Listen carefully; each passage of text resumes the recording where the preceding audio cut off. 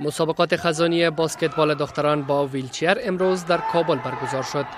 کمیته صلیب سرخ افغانستان میگوید در این مسابقات 3 تیم از کابل، بلخ و هرات اشتراک کردند. شکرالله زیرک مسئول برگزاری این مسابقات به رادیو آزادی گفت هدف از برگزاری مسابقات میان دختران معلول بلند بردن توانایی هایشان است. هدف اساسی ما است که ما توانهای فیزیکی و روانی معلولین بالا ببریم و در پالوی شما مهارت‌های ویلچر بسکتبال نزد بازیکن‌های ما بالا بریم تا برای بازی‌های بعدی و بیرون مرزی ما آماده باشند.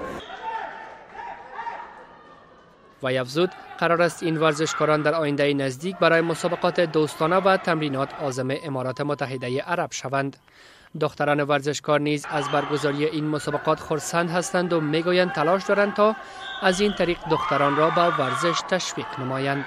فیروزه جامع بازیکن تیم ویلچر بسکتبال هرات به رادیو آزادی گفت ما بسیار خوشحال هستیم که تورنمنت برگزار میشه به خاطر اینکه یک فرصت می باشه که ما معلولین یک جای میشیم و همون فعالیت و همون توانایی که داریم ما یک جای میسازیم به جامعه نمایش میگذاریم و برای جامعه و برای افراد سالم جامعه ما پیام یک پیام به قسم یک پیام می باشه که ما نشان میدیم که معلولین ناتوان نیستند و معلولین توانمند می باشند.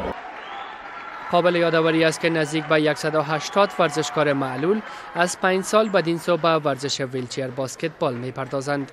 الیاس صالح، رادیو آزادی، کابل.